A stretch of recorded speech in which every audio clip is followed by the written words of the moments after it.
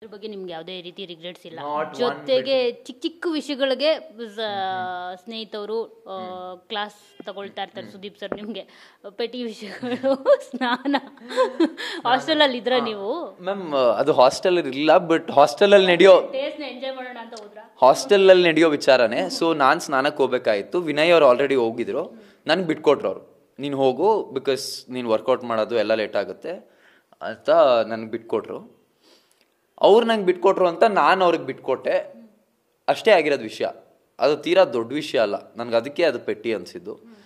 And ಅದನ್ನು probably ನಾನು ಪ್ರತಾಪ್ ಹತ್ರ ನೀಟಾಗಿ ಮಾತಾಡ್ಬೋದಾಗಿತ್ತೇನೋ. ಪ್ರತಾಪ್ ಮೇಲೆ ನನಗೆ ಸ್ವಲ್ಪ ಅಂದರೆ ಗ್ರಡ್ಜೆ ಇತ್ತು. ಅಂದರೆ ನನಗೂ ಪ್ರತಾಪ್ಗೂ ಅಷ್ಟು ಹಾಕಿ ಬರ್ತಾ ಇರಲಿಲ್ಲ ಮನೇಲಿ, ಅದಕ್ಕೆ ನಾನು ಅಷ್ಟು ಆ್ಯರೋಗೆಂಟಾಗಿ ಮಾತಾಡೋದೇನೋ. ಆ್ಯಂಡ್ ಎಲ್ಲೋ ಅದು ನನಗೆ ಪ್ರಾಬ್ಲಮ್ ಆಯ್ತೇನೋ. ಬಟ್ ಅಲ್ಲೇನು ತೀರಾ ದೊಡ್ಡ ಮಿಸ್ಟೇಕ್ ಏನಾಗಿಲ್ಲ, ಸಣ್ಣ ವಿಷಯನೇ ಅದು.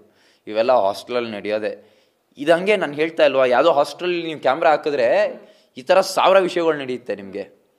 ಬಟ್ ಬಿಗ್ ಬಾಸ್ ಮ್ಯಾಮ್ ನಾವು ಮನೇಲಿದ್ದೀವಿ ಅಂತ ಮರ್ತೋಗಿದ್ದೀವಿ. ಬಿಗ್ ಬಾಸ್ ಮನೇಲಿ ಅಂತ ನಾವು ಏನು ಮಾಡ್ತಾ ಇದ್ದೀವಿ ಅಂದರೆ, ನಾವು ಕ್ಯಾಮ್ರಾಸ್ ಇದೆ ಅಂತ ಒಂದು ಪಾಯಿಂಟ್ ಆದಮೇಲೆ ಮರ್ತೋಗ್ಬಿಡ್ತೀವಿ. ಆ್ಯಂಡ್ ಅಷ್ಟೇ, ಅದು ತೀರಾ ಸಣ್ಣ ವಿಚಾರನೇ. ಅದನ್ನು ಪ್ರಾಬ್ಲಿ ನಾನು ನೀಟಾಗಿ ಹ್ಯಾಂಡಲ್ ಮಾಡ್ಬೋದಾಗಿತ್ತು, ಮಾಡಿಲ್ಲ. ಆ್ಯಂಡ್